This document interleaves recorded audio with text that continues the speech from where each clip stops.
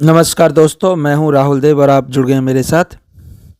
आज मैं आपको मनोविज्ञान का वो चीज़ सिखाऊंगा जो आज से पहले शायद आपने कहीं नहीं सीखी होगी। तो वीडियो पर अंत तक ज़रूर बने रहेगा। एक ऐसी चीज़ जो मनोविज्ञान में आपको भी लगेगी डरावनी। तो क्या है मनोविज्ञान में डरावना, वो आज हम सीखने वाले हैं। वीडियो को अंत तक ज़रूर देखना। फिलहाल ये आपके सामने एक आकृति है, इसको ध्यान से देखिए और जानिए कि इस आकृति में से आपको क्या दिख रहा है, कौन सा भाग आपको अजीब दिख रहा है और कौन सा भाग क्या है। ये अकेला नहीं है, इसी तरह के 10 कार्ड और हैं जो कि चर्चा का विषय बने हुए हैं और जिन पर सीटेट में क्वेश्चन पूछे जाते हैं। चलिए आगे चलते हैं। आगे क्या लिखा हुआ है इसमें? आगे लिखा हुआ है एक बंद कमरा है और उसमें 2 व्यक्ति हैं, जिसमें से एक जो है वो परीक्षक है और दूसरा परीक्षार्थी है। वातावरण एकदम शांत है। शांत का मतलब होता है वहाँ कोई शोर शराबा नहीं है, कोई तीसरा व्यक्ति भी नहीं है, केवल 2, एक परीक्षक और दूसरा परीक्षार्थी है। परीक्षक कुछ कार्ड निकालता है, कुछ कार्ड हैं यहाँ पर, कार्ड का ध्यान रखिएगा, कार्ड बहुत महत्वपूर्ण है इस पूरे में। और परीक्षार्थी के सामने कुछ प्रश्न पूछे जाते हैं। परीक्षक हर बार परीक्षक के सामने एक कार्ड रखता है और उससे प्रश्न पूछता है आपको इसमें क्या दिखाई देता है। साथ ही परीक्षार्थी को कोई भी मदद, संकेत या विकल्प नहीं दिए जाते हैं, यानी सिर्फ उसे कार्ड देखकर ही बताना है कि उस कार्ड में उसे क्या दिखाई दिया और क्यों दिखाई दिया। परीक्षार्थी हर बार उत्तर देता है। परीक्षक उत्तर के साथ साथ क्या क्या चेक करता है?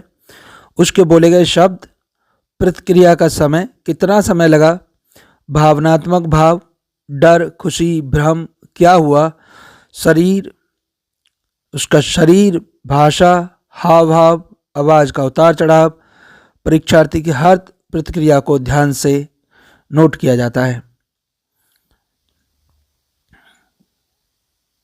अब अंत में परीक्षक कार्ड दिखाने के बाद पूछता है आपको यह ऐसा क्यों लगा जो आप इस तरह का उत्तर दे रहे हैं। यानी परीक्षार्थी ने जो भी उत्तर दिया है उसके लिए उसे ये भी बताना है कि उसने ऐसा उत्तर क्यों दिया है और कौन से भाग को देखने के बाद दिया है, क्योंकि इसमें पूरा का पूरा कैसा है, डार्क है। तो आपको कौन सा भाग ऐसा दिखा जिससे आपने ऐसा उत्तर दिया। इससे सोचने की प्रक्रिया समझी जाती है कि परीक्षार्थी किस प्रकार सोच रहा है। और परीक्षक के पास कुल 10 कार्ड हैं जिन्हें वो दिखाता है और दिखाने के बाद परीक्षण पूरा हो जाता है। परीक्षण करने के बाद उत्तर का एनालाइज यानी विश्लेषण के 4 मुख्य आधार हैं और वो कौन कौन से हैं। देखिए इस तरह के 10 कार्ड उसे दिखाए गए और 10 कार्ड दिखाने के बाद हमारा वाला जो था वो चौथा था। तो 10 कार्ड दिखाने के बाद उससे पूछा गया कि आपने इनके उत्तर ऐसे क्यों दिए। ठीक है, अब आपको कहानी समझ आ गई होगी कि और विश्लेषण किस आधार पर करेंगे हम? विश्लेषण करेंगे लोकेशन के आधार पर। लोकेशन, पूरा धब्बा छोटा या बड़ा, कौन सा हिस्सा देखकर जिसको आपने आंसर दिया, पूरे जो इंक से बना हुआ जो आकृति थी उसमें से किस भाग को देखकर आपने उत्तर दिया। कंटेंट, क्या देखा, जानवर देखा, इंसान देखा, डरावनी आकृति देखी, वस्तु, काल्पनिक चित्र, क्या चीज़ आपको दिखाई दी।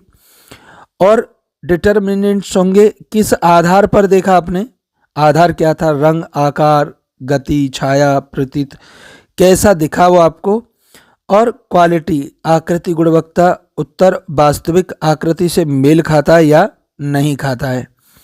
ठीक है, तो इसमें जैसे व्यक्ति ए से पूछा गया मुझे इसमें तितली दिख रही है, तो इसमें भावनात्मक संतुलन, सकारात्मक सोच। या व्यक्ति भी, मुझे इसमें खून से भरा राक्षस दिख रहा है, डर, चिंता, आंतरिक तनाव को दर्शाता है। व्यक्ति सी, मुझे कुछ समझ नहीं आ रहा है, भ्रम, मानसिक अवरोध, अस्थिरता को दर्शाता है। यानी जो उत्तर हैं उससे परीक्षार्थी के अंदर की भावना जो निहित है वो बाहर निकल कर आती है कि वो किस स्थिति में है, उससे पता चल जाता है। एक ही चित्र, अलग अलग मन होते हैं। परीक्षण से क्या समझ आता है, व्यक्ति की सोच पता चलती है कि व्यक्ति चित्र को देखकर कैसा सोच रहा है और क्या वो बताने की कोशिश कर रहा है। भावनात्मक स्थिति का पता चलता है, डर, चिंता, आक्रामकता, सामाजिक समायोजन, मानसिक संतुलन, अचेतन अनकॉन्शियस माइंड में क्या है उसके, और व्यक्तित्व संरचना, किस तरह का व्यक्ति है, इन सभी का हम इन 10 कार्ड की हेल्प से पता कर सकते हैं। ठीक, पूरा नाम क्या है इस टेस्ट का? पूरा नाम है रॉसार्च प्रोजेक्टिव पर्सनैलिटी टेस्ट। निर्माता कौन थे? निर्माता थे हरमन रॉसार्च। ठीक, 1921 में से बनाया गया था। प्रोजेक्टिव परीक्षण है और क्षेत्र क्या है? क्लिनिकल साइकोलॉजी में यूज होता है और पर्सनालिटी असेसमेंट में इसका यूज होता है। किसी व्यक्ति को क्लिनिकल मनोविज्ञान में परीक्षण कराना है तो इसका इस्तेमाल होगा, और व्यक्तित्व और पर्सनल असेसमेंट कराना है तो भी इसका इस्तेमाल होगा। ध्यान रखना ये वाला जो है सीटेट में पूछा जाता है। ठीक, कुल कार्ड कितने थे? 10 होते हैं, जिसमें से 5 काले ब्लैक एंड वाइट, 2 रेड होते हैं और 3 कार्ड रंगीन होते हैं। सभी कार्ड सममित होते हैं, दोनों तरफ एक समान आकृति। ठीक, सममित मतलब सिमेट्रिकल। कार्ड को जरा ध्यान से आपने देखा नहीं तो दोबारा वीडियो में देख लीजिएगा, कार्ड दोनों तरफ एक जैसे हैं। परीक्षण का मनोवैज्ञानिक आधार क्या है? यह परीक्षण किस सिद्धांत पर आधारित है? प्रक्षेपण थ्योरी या प्रोजेक्शन थ्योरी। व्यक्ति अपने अचेतन विचार, इच्छाएं, डर, भावनाएं, अनुभवों को बाहरी वस्तुओं पर प्रक्षेपित करता है। व्यक्ति धब्बों में जो देखता है वह वास्तव में उसके अंदर की मानसिक दुनिया को दर्शाता है। इस परीक्षण की विशेषता क्या है? विशेषता है गहन व्यक्तित्व विश्लेषण है, मतलब व्यक्ति के अंदर के व्यक्तित्व का पता चलेगा। अचेतन मन तक पहुंचता है, ये भावनात्मक स्थिति का पता लगता है। व्याख्या में व्यक्तित्व परकता यानी सब्जेक्टिविटी है इसकी, है ना, और प्रशिक्षण मनोवैज्ञानिक की आवश्यकता। ठीक है, इसे सरल भाषा में कहें तो सरल भाषा में रॉसार्च टेस्ट एक ऐसा मनोवैज्ञानिक दर्पण है जिसमें व्यक्ति अपने मन की तस्वीर खुद देखे बिना दिखा देता है। ठीक है, तो इसमें याद क्या क्या रखना है आपको?